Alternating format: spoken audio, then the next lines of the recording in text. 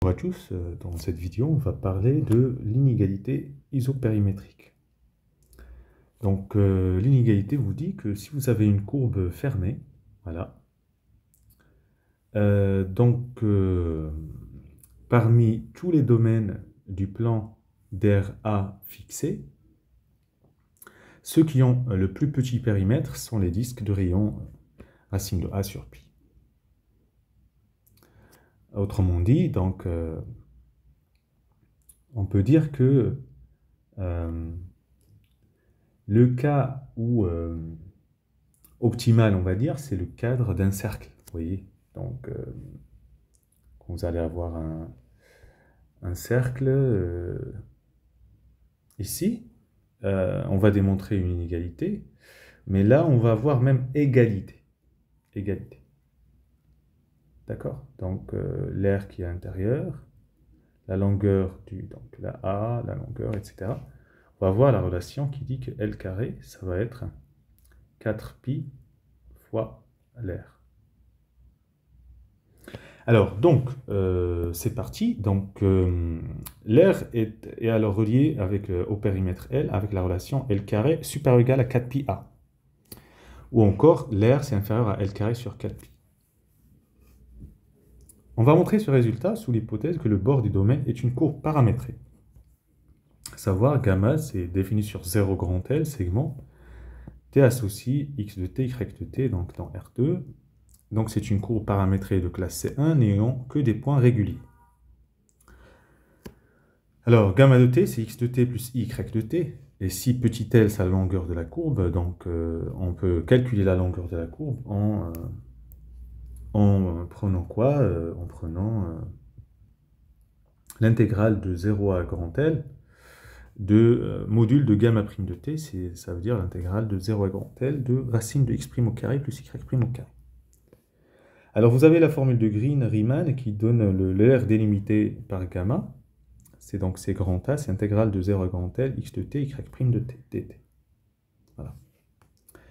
Alors il faut savoir que, quitte à reparamétrer la courbe, on peut supposer que le paramétrage est normal. Ça veut dire que la norme de gamma prime, donc vecteur tangent, c'est égal à 1, pour tout t dans 0L.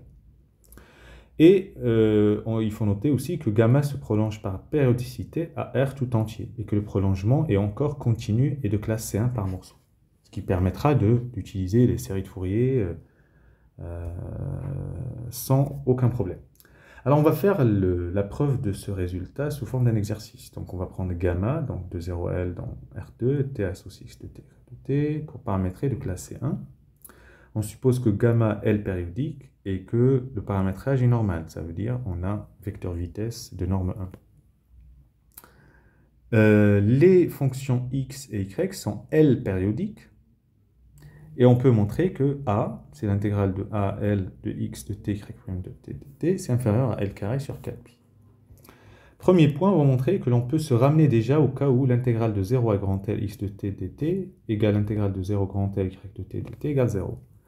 Simplement parce que, donc si on pose x0 égale 1 sur grand L intégrale de 0 à grand L de x de t dt, y0 1 sur grand L intégrale de 0 à grand L y de t dt, et si l'on pose une nouvelle fonction grand x égale à la fonction x moins x0, y égale y moins y0, ben, il faut remarquer que l'intégrale de 0 à grand L de grand x de t, donc c'est l'intégrale de petit x de t dt, moins x0 fois grand L, mais x0 fois grand L, d'après ce qui est là, juste là, ben, c'est l'intégrale de 0 à grand L x de t, donc ça vaut 0, et ça, donc ça vaut 0. Et de plus, même avec cette opération-là, on a encore que l'air, c'est l'intégrale, regardez, l'intégrale de x de t, y prime de t dt, donc c'est l'intégrale de 0 à grand L, de x de t, y prime de t dt, et moins, parce que x de t, c'est x moins x0, et donc ici, on a x0 fois y prime de t dt, de 0 à grand L. La première, c'est grand A, moins x0 constante, fois y de L moins y0, puisque la courbe elle est fermée, donc y de L égale y0, donc ça reste égal à L. Deuxième point, on va montrer que l'intégrale de 0 à grand L, x de t, le tout au carré de dt, inférieure à L carré sur 4pi carré, pour l'intégrale de 0 grand L, x' de t dt, au carré dt. Alors là, on va utiliser les séries de Fourier. Donc déjà, x est une fonction L périodique continue de classe C1 par morceau. Donc on a vraiment le maximum d'hypothèses. Donc elle est développable en série de Fourier et sa dérivée aussi. Le coefficient pour n égale 0 de x', c'est pareil que pour x. Et c'est égal à 0 pour n égale 0. Et puis par 1, on avait montré... ça, c'est parce qu'on avait montré que l'intégrale de 0 à grand L, x de t dt égale 0.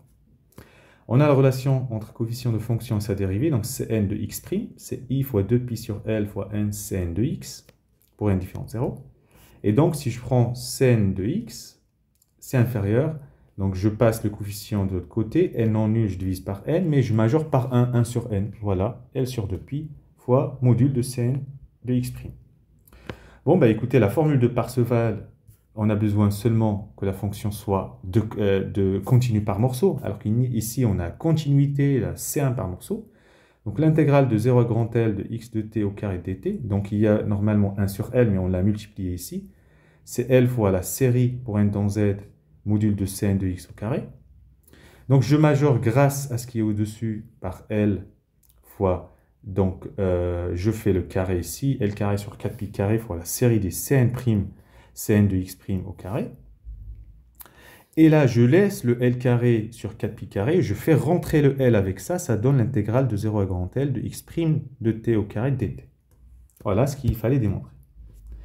Alors on arrive, l'étape maintenant 3, donc on va montrer que a au carré inférieur à L carré sur 4pi carré fois le sup sur u dans R de u facteur de L moins u. Allez, ben on va prendre a carré, c'est le carré de l'intégrale de 0 à grand L x de t, y' de t dt.